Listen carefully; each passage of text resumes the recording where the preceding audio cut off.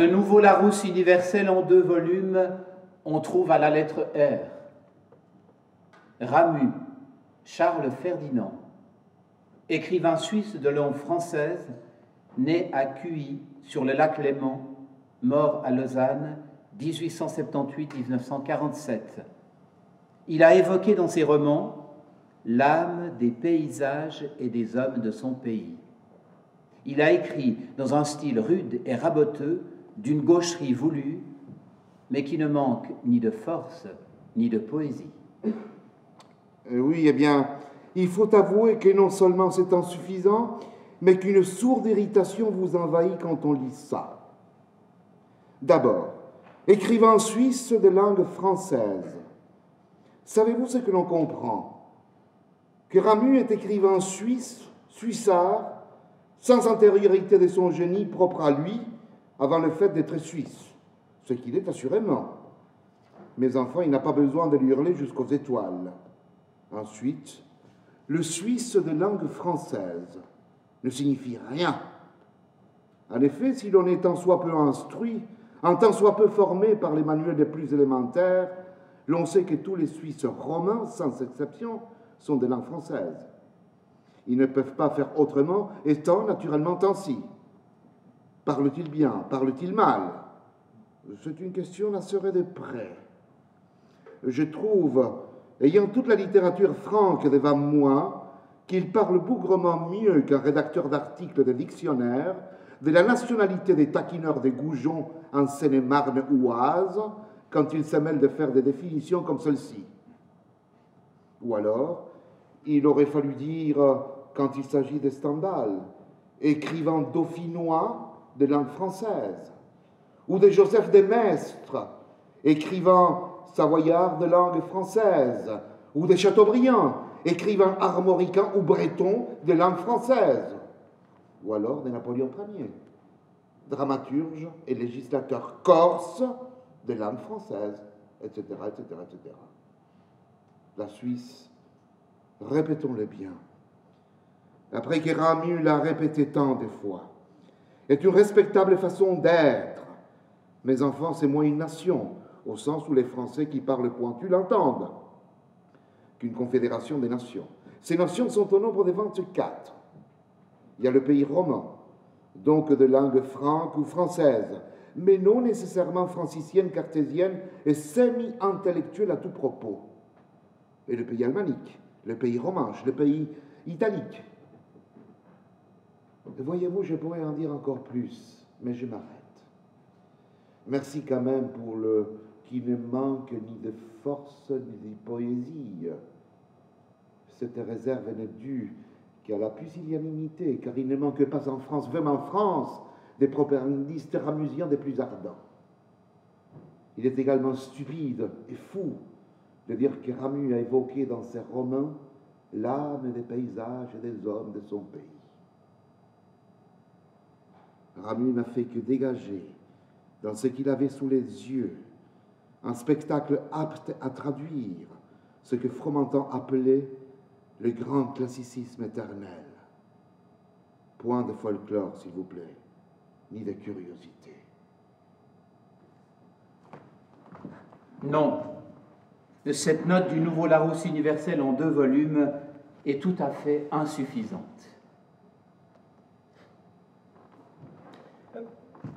Ramu, quand il est chez lui, ne se dessaisit pas d'une sorte de foulard garibaldien sans lequel il me serait difficile de le concevoir. Il porte presque toujours un chapeau de très beau feutre, mais ancien, sauvé, paraît-il, d'un lot de vêtements destinés à des incendiés et qui lui chauffent la tête.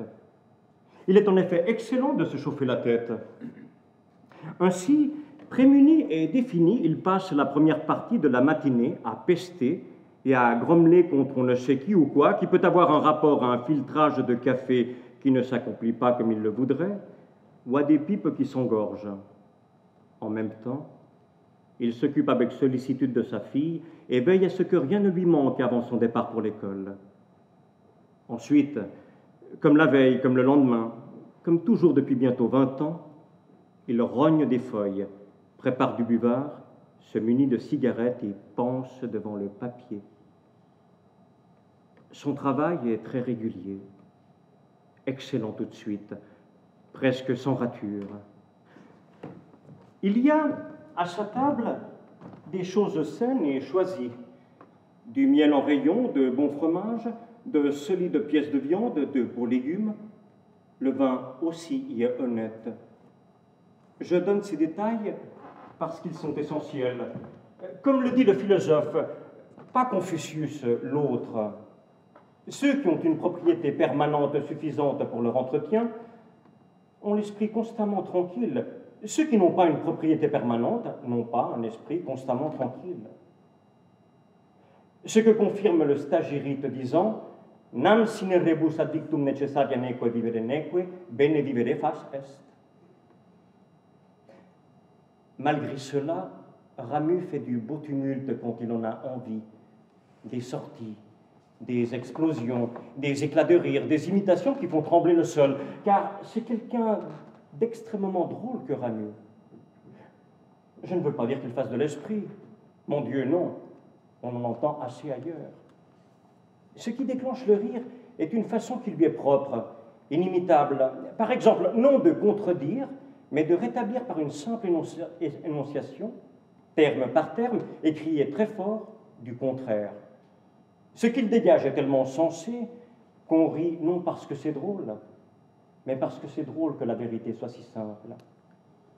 Ainsi, une dame exaltée sur des installations racontait qu'elle aimait voir une seule fleur dans un seul vase. « Pas du tout », avait-il crié tout de suite. « Ce qu'il faut, c'est beaucoup de fleurs dans beaucoup de vases. » Une autre dame, receveuse dans un bureau de poste, disait « Monsieur Ramu, il faut absolument que je vous fasse connaître une amie qui désire beaucoup vous voir. Est-ce qu'elle est belle? Je ne sais pas, mais tellement intelligente. Faites attention. L'intelligence périt, tandis que la beauté reste. Il n'y a que la beauté qui ait de l'importance. Chez une femme? Non, surtout chez l'homme. » Ramu a dépouillé ce pays de toute vanité, de toute parure d'emprunt.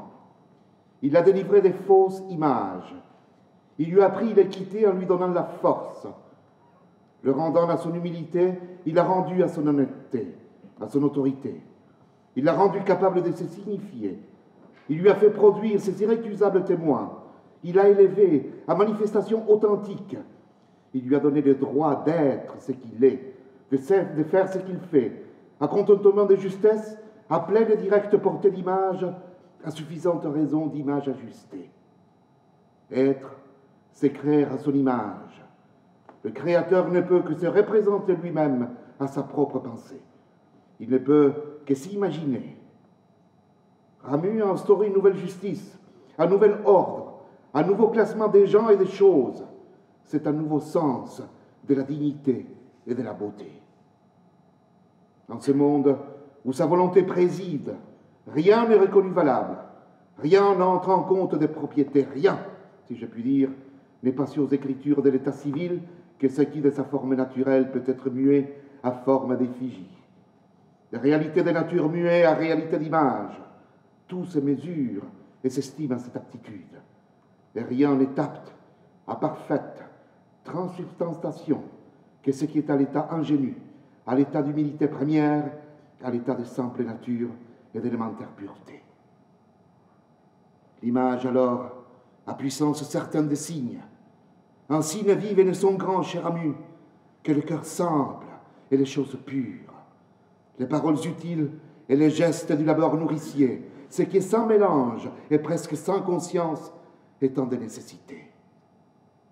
Nulle psychologie, totale poésie, intégrale force d'image, force aussi absolue qu'une force de nature, force aussi élémentaire, aussi implacable, aussi indifférente à toute morale.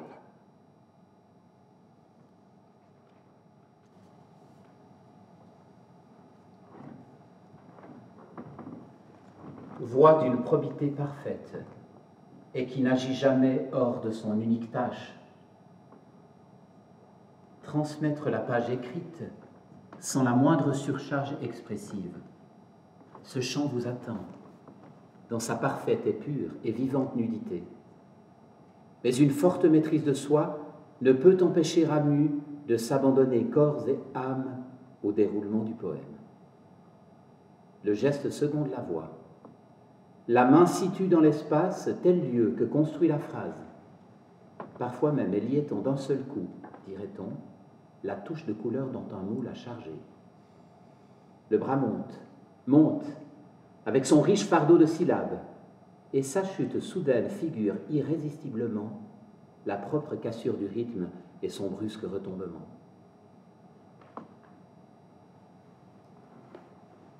Consentir, accepter. C'est ici un autre trait foncier de l'être poétique de Ramu. Il est un de ceux qui ont accepté le monde. Et bien loin de revêtir la forme passive d'une quelconque résignation sans espoir, son acceptation naît, irrésistible et totale, de l'amour.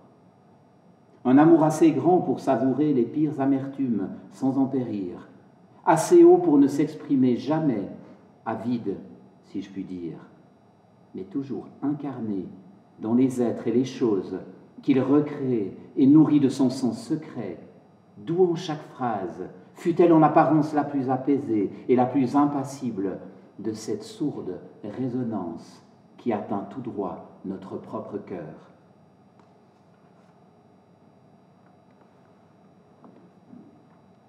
Je regarde par la fenêtre les bourgeons du cognacier qui, de jour en jour et presque d'heure en heure, s'ébouriffent un peu plus et s'encouragent à remplir les vides que l'hiver a laissés entre les branches.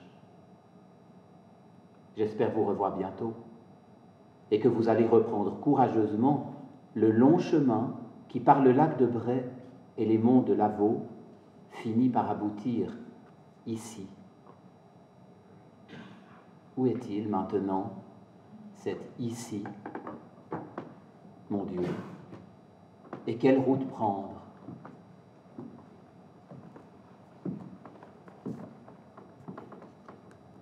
C'est à chaque fois au seuil du même pays perdu, dans une lumière qui n'est plus d'été, de printemps ou d'automne. Le même groupe d'amis interroge du regard, la même toison brûlée, couleur de paille mûre. Ils attendent, et l'attente autour d'eux semble gagner sourdement tout le pays. Ramu nous a abandonnés, redit l'un d'eux à voix basse. Mais non, j'arrive, me voici, rétorque une voix que tous croyaient à jamais tue. Un bruissement de roseaux secs. Ramu paraît, tel qu'il vivait en eux, debout dans le soleil, le front barré du béret de feutre, le manteau roulé sur l'épaule comme une cape de berger. Il chancelle, rouvre les yeux, les aperçoit et leur sourit. Il dessine, de deux bras roidis, un grand geste gauche. Il fait un premier pas hors des broussailles de la mort.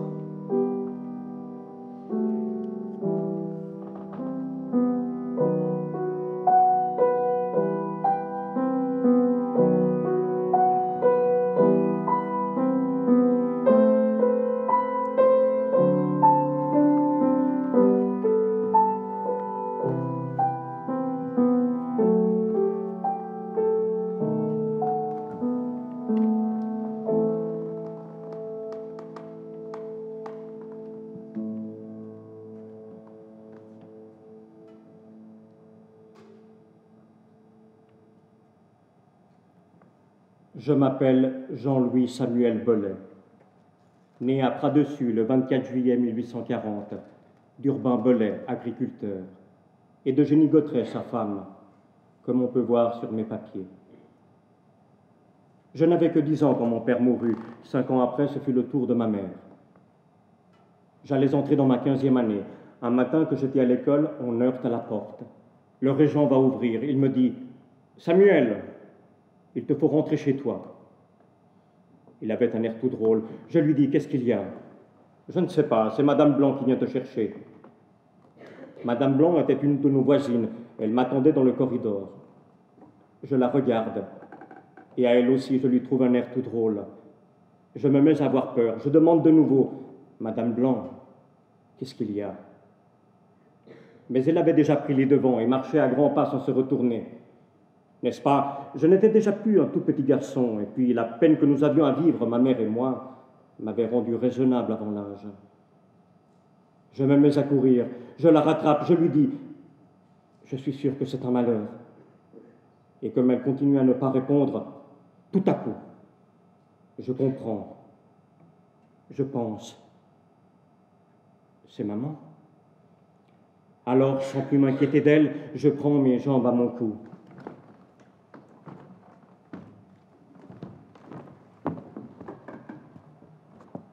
Notre maison était à l'autre bout du village. La première chose que je vois devant la maison, c'est la voiture du médecin. Une petite voiture à 2 roues, peinte en jaune. Le maréchal, avec son tablier de cuir et ses manches de chemise retroussées jusqu'à l'épaule, tenait le cheval par la bride, parce que le cheval était un peu nerveux. En m'apercevant, il baissa la tête. Il y avait bien là 5 ou 6 personnes outre lui. Tout le monde se tait brusquement. Ceux qui se tenaient devant la porte s'écartent. Je courais toujours. Personne n'a eu l'idée de m'arrêter au passage. J'entre comme un fou. Je trouve maman couchée sur son lit. Elle n'était pas déshabillée, mais son corsage était tout dégrafé. À côté d'elle se tenaient le médecin et 2 femmes qui, tous 3, se penchaient sur elle. Le médecin avait à la main une serviette mouillée avec laquelle il lui frottait les tempes. Puis il se mit à lui frapper la figure avec le coin de la serviette. Maman alors ouvrit les yeux et poussa un grand soupir, sur quoi, de nouveau, elle se raidit. Elle avait le bout du nez tout blanc et les lèvres bleues. Je me souviens aussi de ses cheveux parce qu'ils étaient bien lissés d'ordinaire, et à présent ils traînaient en désordre sur le traversin. Elle avait donc ouvert les yeux, mais déjà elle les avait refermés. Elle n'avait même pas eu le temps de me reconnaître. Et moi, je restais là, debout au pied du lit. Et moi non plus, je n'avais rien dit. Il m'avait fallu un moment pour mettre en ordre mes idées. Mais voilà que tout à coup, maman se renverse en arrière, saisit des 2 mains le coin du coussin, s'y cramponne. En même temps, il se fait un bruit dans sa gorge, comme quand un bassin de fontaine se vide. Moi, je m'étais mis à pleurer. Le médecin se retourne et dit « Qu'est-ce qu'il fait là, ce gamin ?» Il m'empoigne par un bras, une des femmes par l'autre, ils m'ont fait sortir, je n'ai plus rien su. Sauf que dans l'après-midi, maman était morte. Et 2 jours après, on l'enterrait.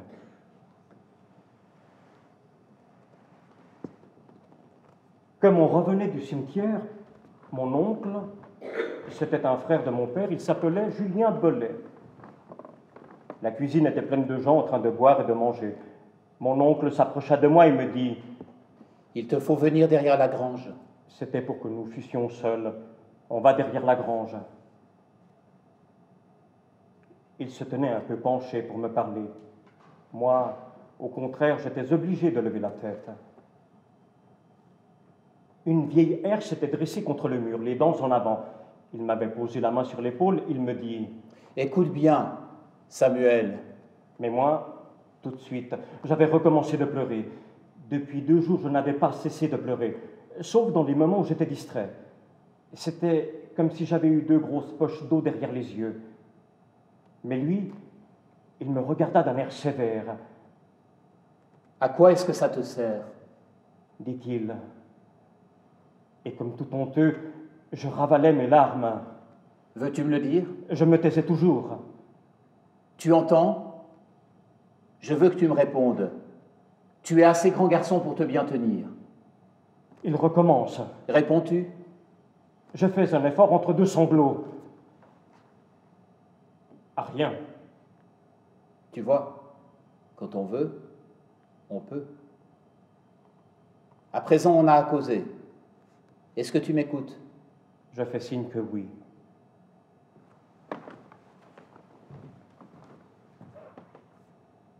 Eh bien, il faut que tu saches que c'est moi qui suis chargé de mettre en ordre tes affaires et qu'elles ne sont pas dans l'état qu'il faudrait. Il y a les champs et la maison, mais ta mère devait dessus. Avec la somme qu'on en retirera, ce sera tout juste s'il y aura de quoi rembourser les hypothèques. Heureusement que tu es en âge de gagner ta vie, sans quoi tu tomberais à la charge de ta famille, et quand on est fier, on n'aime pas ça. Il me dit... Est-ce vrai? Je hochai de nouveau la tête. Il te faudra aller en place. Alors voilà, j'ai réfléchi. J'ai été en parler à quelqu'un chez qui tu serais très bien. Monsieur Barbaz de Vernamin. Il m'a dit qu'il consentait à te recevoir, à condition que tu travailles et que tu ne fasses pas la mauvaise tête. Je lui ai dit, il ne manquerait plus que ça. Mon oncle n'avait même pas pensé à me demander si sa proposition me convenait. La chose, comme il disait, avait été réglée, et c'était tant mieux, parce que je n'aurais pas su que lui répondre. Refuser, je n'aurais pas osé. Mentir, je n'aurais pas pu. Mais il venait d'entrer dans mon chagrin, un nouveau chagrin. Je ne pleurais plus maintenant. Je crus que j'allais étouffer.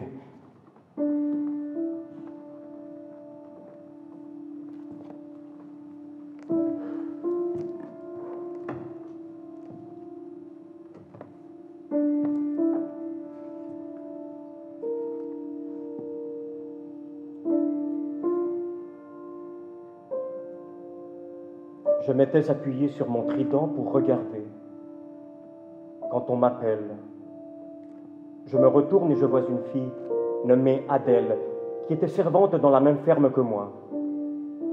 Elle était grosse, forte, avec une lourde poitrine, l'air en même temps timide et hardi. Sa chambre se trouvait à côté de la mienne. J'avais bien remarqué qu'à table, où nous étions assis en face l'un de l'autre, elle me regardait plus souvent qu'à son tour. À tout moment, quand je levais la tête, je me heurtais à son regard posé sur moi et me détournais assez mal à l'aise. Mais un instant après, je l'avais déjà oublié. Jamais encore je ne lui avais parlé en particulier. Il allait en être autrement, ce n'était pas difficile à voir. Plantée à 10 pas de moi sur la route, elle semblait vouloir me dire « Cette fois, vous ne m'échapperez plus ». En effet, elle se mit à sourire. Et avant que j'eusse eu le temps seulement de me préparer... Eh bien, vous n'avez pas l'air gai, vous. Je répondis par la première phrase qui me fut venue à l'esprit. Une phrase toute faite. On n'est pas sur cette terre pour être gai. Je parlais comme un vieux. Je n'avais rien trouvé d'autre. Mais elle, à la place d'éclater de rire comme je m'y attendais, la voilà avec ses joues rouges et son air de grosse santé qui hoche la tête, qui soupire et puis... C'est vrai ce que vous dites là. Elle regardait maintenant dans le vague. Toute sa bonne humeur semblait s'en être allée. Encore un peu et elle aurait pleuré. Moi aussi j'étais gêné. Et comme je sentais que le silence durait trop... Alors comme ça, vous vous promenez? Il fait un temps à ça aujourd'hui. Elle ne répond pas tout de suite. Elle soupire de nouveau, puis toujours sans me regarder, et avec son air sérieux. J'ai été jusqu'à la lécherette pour voir si on pouvait avoir le taureau. C'est de ces choses dont il faut bien qu'on parle à la campagne, même entre garçons et filles. Et entre nous, rien n'était plus naturel, puisque nous étions dans la même place. C'est le maître qui vous a envoyé? Oui, pour la brune. Et de nouveau, la conversation parut en devoir en rester là. J'avais beau chercher, je ne trouvais rien. Elle non plus ne trouvait rien. Pourtant, elle ne s'en allait pas. Elle demeurait plantée devant moi sur la route, tortillant entre ses doigts la tache de son tablier. Alors je me levai, et ayant repris mon trident, je le plantai dans un des tas de fumier. Tout à coup, on m'appelle pour la seconde fois. Samuel. Elle était toujours là. Elle n'avait pas bougé. Et son expression change encore. Il se fait un pli au coin de sa bouche.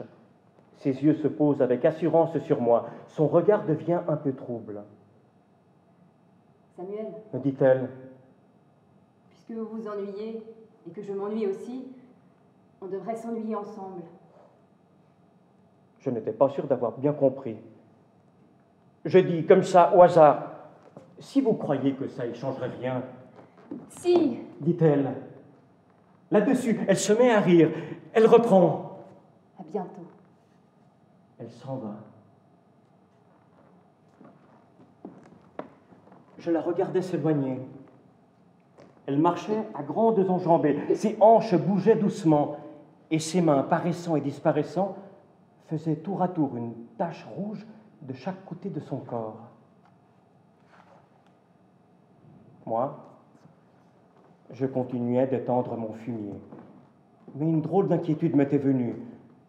Je n'aurais pas su dire pourquoi. Le soir, il y eut la soupe comme à l'ordinaire, et Adèle se trouva assise, comme à l'ordinaire, en face de moi. De temps en temps, portant ma cuillère à ma bouche, je jetais un coup d'œil de son côté. Elle ne semblait pas me voir. C'était seulement une grosse fille qui mangeait avec appétit. De temps en temps, elle se levait, allant mettre de l'eau sur le feu, ou vaquant aux soins du ménage. Quand on est servante chez les autres, on n'est même pas tranquille pendant les repas. Après le souper, je monte dans ma chambre. Je n'avais pour m'éclairer qu'une vieille petite lanterne, mais il ne m'en fallait pas davantage. Je me mis tout de suite au lit. Je soufflai ma lanterne.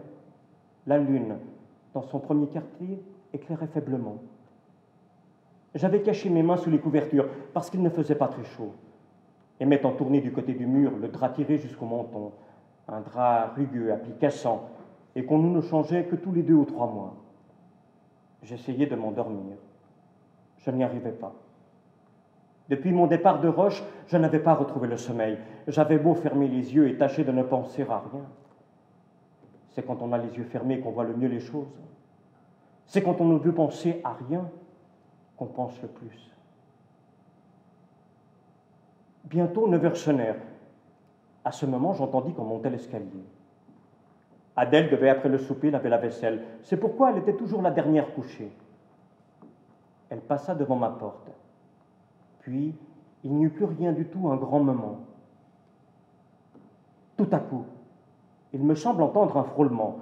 Le bruit cessa presque aussitôt. Tout d'abord, je pensais que j'avais fait erreur. Ce devait être une souris. Cette partie de la maison en était pleine. Mais les frôlements recommencèrent.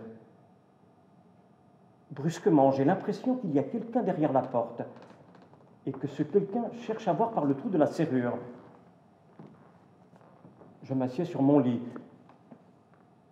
Qui est là? Une voix répond. Est-ce que vous êtes déjà couché? Bien sûr que je suis couché. Est-ce qu'on ne pourrait pas entrer quand même? Je dis, qu'est-ce que vous me voulez? Rien. Seulement, j'étais seule et je me suis dit que je pourrais faire un bout de causette avec vous. Vous imaginez si j'étais surpris? Mais je le fus bien davantage. Quand tout à coup, la porte s'ouvre et Adèle est devant moi.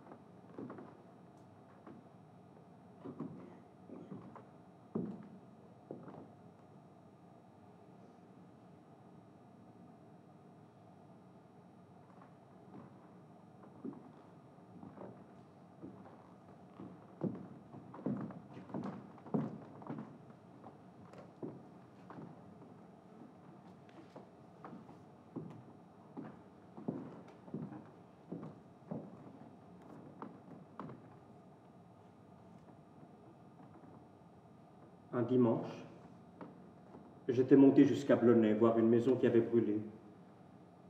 On entrait dans le printemps. Il y avait comme une mousseline verte autour des arbres, qui étaient les petites feuilles, pas encore dépliées. La pente douce menait l'œil jusqu'au lac, un peu agité, et qui semblait couvert d'écailles. Il faisait tellement doux que j'avais ôté ma veste, Mais cette douceur n'était pas seulement dans l'air. Je la sentais aussi qui m'entrait dans le cœur. Dans mon cœur aussi, il me semblait que tout s'était remis à vivre. C'était comme si un conseil m'eût été donné par les choses de la nature, regardant derrière les murs entre lesquels je descendais, le bois encore nu des cèpes qui commençaient à pleurer. Il se trouva que ce soir-là, ni Gringet, ni l'apprenti géomètre ne vinrent manger. Ils avaient des amis chez qui ils soupaient le dimanche. Je me trouvais donc seul à table.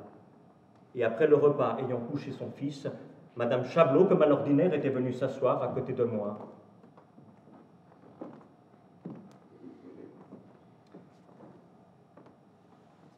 Seulement, elle n'avait pas son tricotage, parce que le dimanche est jour de repos. Elle paraissait un peu gênée. Elle tenait ses mains croisées dans le creux de sa jupe. Elle n'osait pas me regarder. J'osais, moi, la regarder. Il y a eu un gros feu. Ils ont pu sauver le bétail, mais le mobilier est perdu.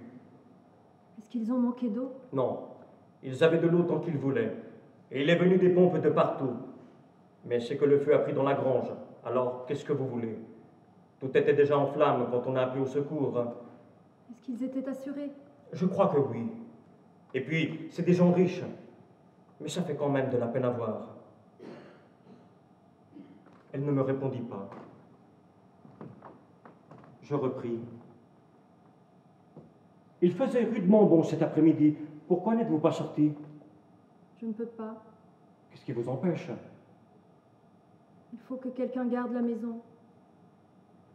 Je voyais un peu ses joues pâles. Je pensais à ses yeux qui ne sentaient plus le soleil. Je fis un petit arrêt. Puis je dis, il y aurait peut-être moyen de tout arranger. Pour la première fois de la soirée, elle leva son regard vers moi, et avec un air étonné. Comment ça? Ce serait que vous alliez vous promener avec le petit. Moi, je resterais pour garder la maison. Elle n'avait pas dû comprendre. Elle me répondit. Oh, je vous remercie, mais ça ne se peut pas. Pourquoi est-ce que ça ne se pourrait pas? Qu'est-ce que les gens penseraient? Alors je vis que le moment était venu. Je rapprochai ma chaise de la sienne et me penchant un peu. Je crois que je me suis mal expliqué. Dites voir, Louise, c'était la première fois que je l'appelais par son petit nom. Elle était devenue toute rouge.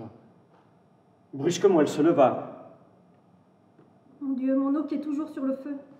Le coq-mare chantait dans la cuisine. Elle y courut, elle le prit, et l'ayant soulevé lentement, et l'un après l'autre, remit les cercles sur le trou. Mais quand elle eut fini, elle ne sut pas que faire. Il fallut bien qu'elle revînt. Sa rougeur avait passé. Elle était plus pâle que jamais. Je n'eus pas l'air d'y faire attention. Elle s'assit de nouveau près de moi. « Est-ce que je vous ai fâché ?»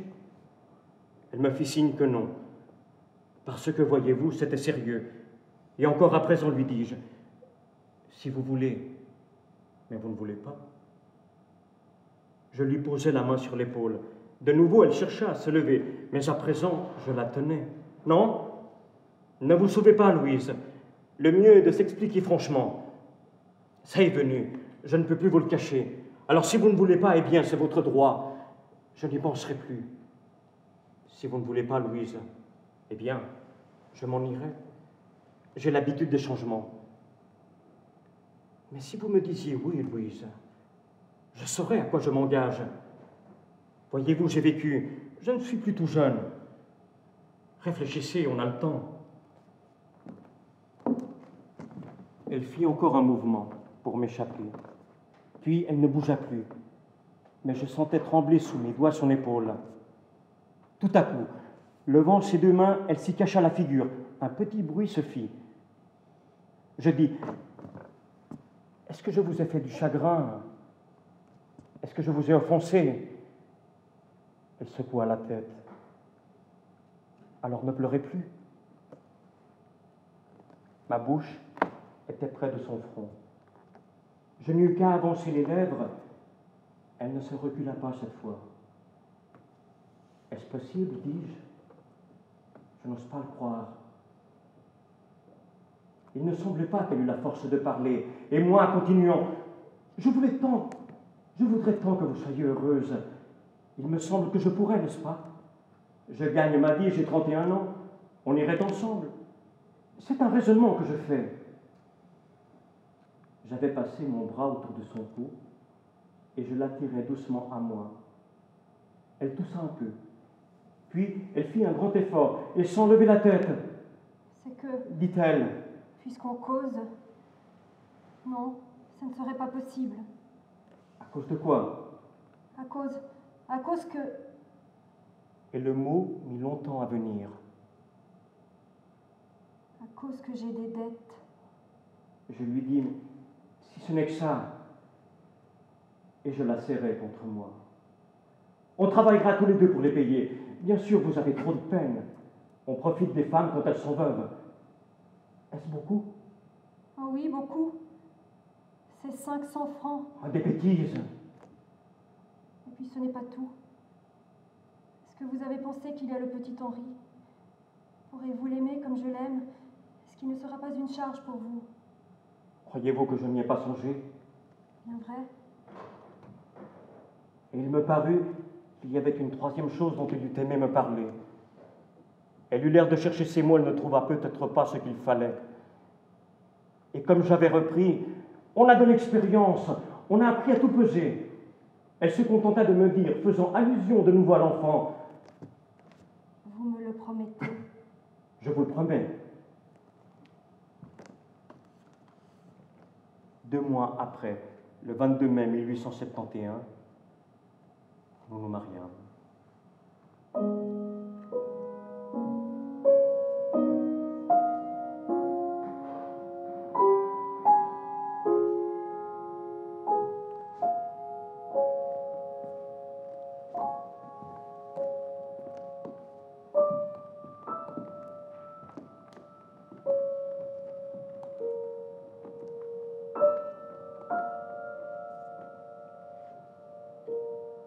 Quand j'ai commencé cette histoire, je ne pensais pas que j'irais plus loin.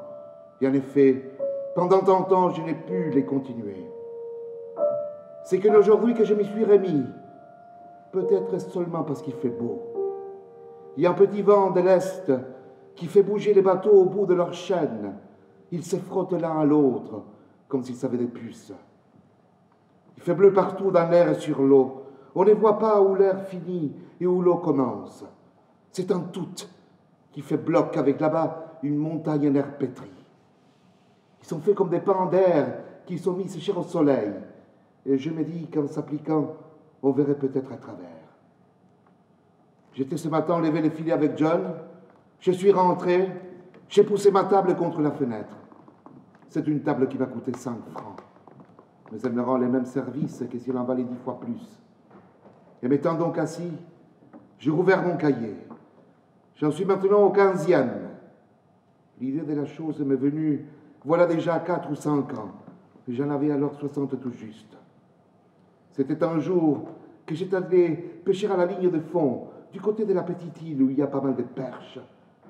Pourtant, ce jour-là, ça ne mordait pas.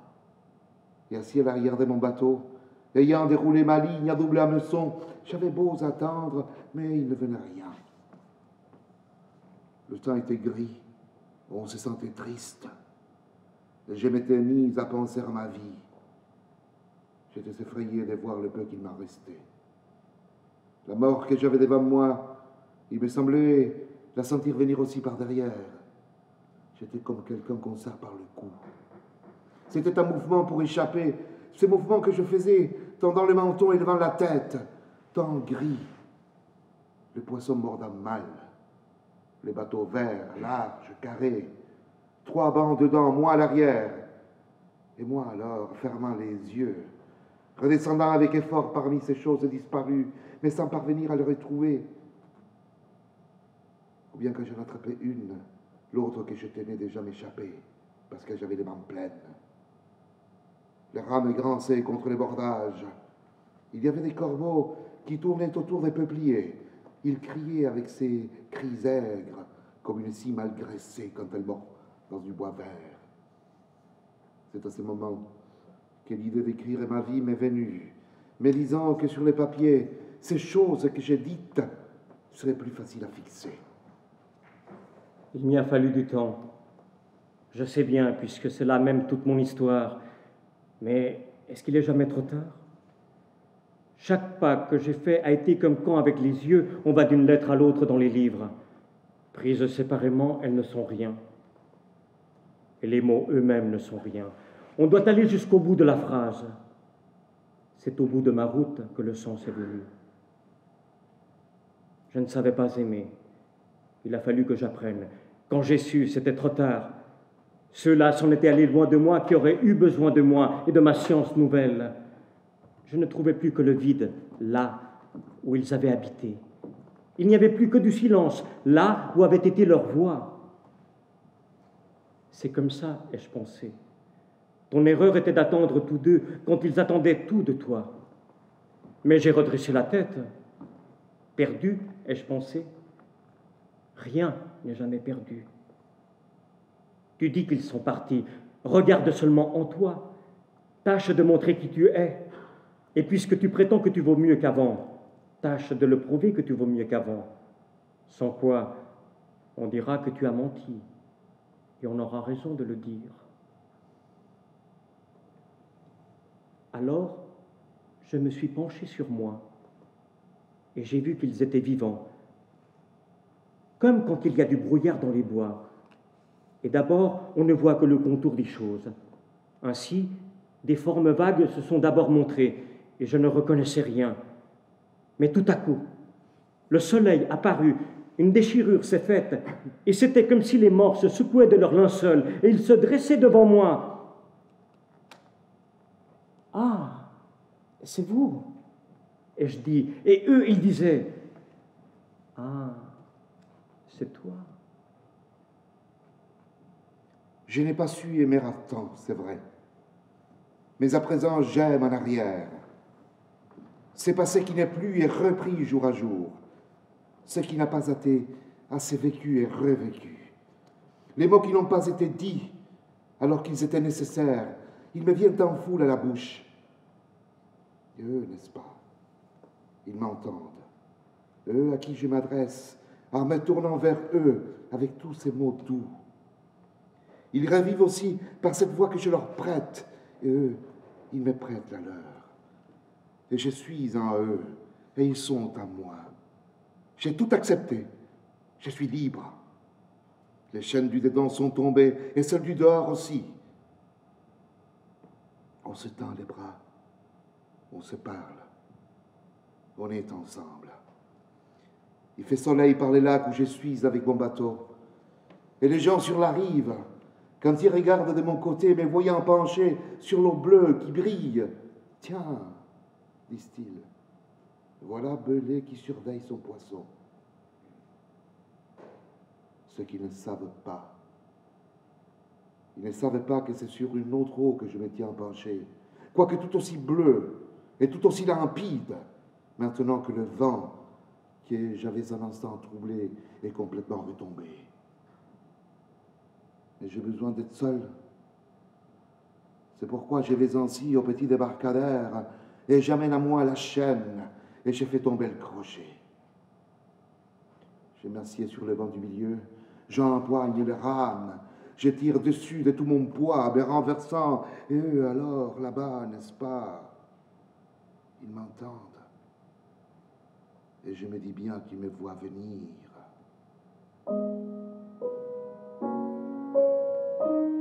La terre m'a quitté avec tout ce qui est petit. Je laisse derrière moi ce qui change pour ce qui ne change pas.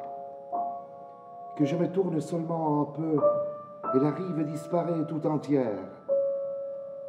Il ne reste plus que le ciel et l'eau. Encore est-ce la même chose, à cause de l'image des nuages renversés qui s'ébalancent autour de moi. Et ce bleu aussi renversé, par quoi il a une couleur. Il n'y a plus de différence en rien. Tout se confond, tout se mêle, et c'est dedans de moi ou au-dessous que je regarde. Mais ils sont là, et je les vois. Je ne suis plus jaloux, eux, ils n'ont plus peur. Au lieu de reculer, il se soulève sur le coude. Moi, je me penche encore un peu. Ils sont tous là, comme je dis. C'est ma chère maman qui est morte quand j'étais petit et que j'appelle encore maman, comme quand j'étais petit. C'est Monsieur Loup qui a été bon pour moi et pour qui je n'ai eu que de l'ingratitude. C'est Adèle, la pauvre Adèle. C'est le petit Henri que je n'ai pas su aimer quand j'aurais dû et que je n'ai pas su le retenir près de moi quand j'aurais dû. Alors, il est sorti de la vie. Mais c'est surtout toi, Louise, parce que tu es quand même, parmi tous et toutes, la plus chère et douce à mon cœur. Toi non plus, je n'ai pas su t'aimer, du moins comme il aurait fallu, ou comme tu aurais voulu. Je t'ai aimé à ma manière, non à la tienne. Je n'ai jamais pu m'oublier. Et ainsi, tu te tourmentais, cherchant à me cacher ta peine, mais je le voyais bien quand même. Et c'était vers la fin, tu sais. Pourtant, tu ne te plaignais pas. Mais tu es là, et il n'en faut pas plus. Vois-tu, tout est changé. Je ne suis plus le même. Je n'ai plus cet air sombre, je n'ai plus ces silences, ce pli entre les yeux. Je suis devenu le vrai Samuel. Je t'aime maintenant, Louise. Et c'est pourquoi plus rien ne nous sépare. Quand je regarde ainsi et me penche vers toi et vers tout mon passé, et c'est au clair où tu te tiens, et je dis, souris-moi, parce que tu sais, toi aussi, et toi aussi tu te soulèves. Il me semble que je te vois monter hors de la profondeur vers moi. Je me penche davantage. Tu t'élèves toujours plus, et nos lèvres alors se touchent, et ma main va dans tes cheveux. Car tout est confondu, la distance en allée et le temps supprimé. Il n'y a plus ni mort ni vie. Il n'y a plus que cette grande image du monde dans quoi tout est contenu, et rien n'en sort jamais, et rien n'y est détruit. C'est un degré de plus, il faut encore le franchir. Mais on voit devant soi se lever ce visage, qui est le visage de Dieu. Lui aussi, j'ai appris à l'aimer, à le connaître. Je sais qu'il est tout et qu'il est partout. Et c'est lui seul maintenant qui demeure. Mais tout se tient en lui et je me tiens en lui. Et ceux qui ne sont plus, c'est semblablement en lui qu'ils se tiennent, ne pouvant pas en être détachés. De sorte que plus que jamais nous sommes frères, étant chacun de nous un morceau de l'ensemble et un peu de Dieu quand même, en ce sens. Quand je rame dans mon bateau, c'est à lui que je m'avance. Quand j'aborde à la rive, c'est à lui que j'aborde. Il est en haut, en bas, à droite, à gauche. Il est ici. Il est là-bas. Il est cet arbre. Il est la montagne. Le lac n'est qu'un morceau de lui. Le soleil, un morceau de lui. Et tout n'est qu'un morceau de lui, jusqu'à la navette à filet tombé, jusqu'au caillou que la vague arrondit. Qu'importe alors mon existence et le peu que je suis, limité dans ma chair. Qu'elle cesse mon existence. Je rentre dans l'autre existence. Elle est la petite, il y a la grande. Et mourir, c'est remonter. Je me dis, je remonterai et je suis tranquille. La nuit peut venir sur mon être. Je sais que la lumière ne s'étendra jamais pour les parcelles de mon être. Et cette poussière de mon être, qui a été serrée ensemble, et au jour qu'il faudra, s'éparpillera de nouveau, comme ces bonhommes des boues que font les enfants quand il pleut. Il ne me reste qu'à attendre et à vivre de mon mieux jusqu'au terme fixé. Car l'essentiel est qu'il faut vivre quand même, et il faut mourir encore vivant. Il y en a tant qui sont déjà morts quand la mort de la chair vient les prendre. Ils sont morts dans leur cœur depuis longtemps déjà, quand arrive la mort du corps. Et c'est sur ce cœur que je veille, afin qu'il dure jusqu'au bout. Aujourd'hui, c'est le 12 août. Et voilà mon cahier fini. L'encre elle-même tire à sa fin. C'est ici une dernière page que j'écris. Regardant par la fenêtre la ligne bleue foncée que fait le lac un peu au-dessus de l'autre rive qui est cachée. On distingue plus haut les carrés verts des prés, les carrés jaunes des champs de froment, les espèces de nuages frisés que font les bois aux verdures gonflées. Et tout en haut, alors les roches de Mémise brillent comme du verre à cause d'un grand soleil.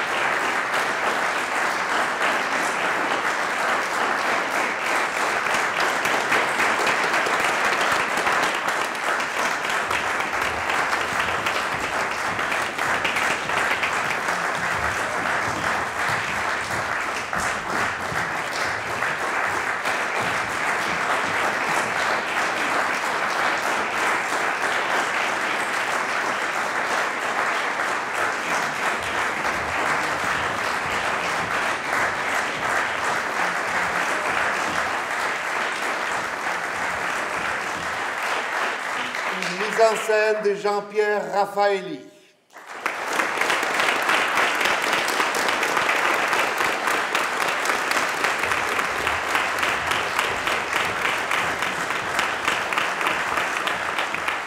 Et à la régie, Anthony Pièce.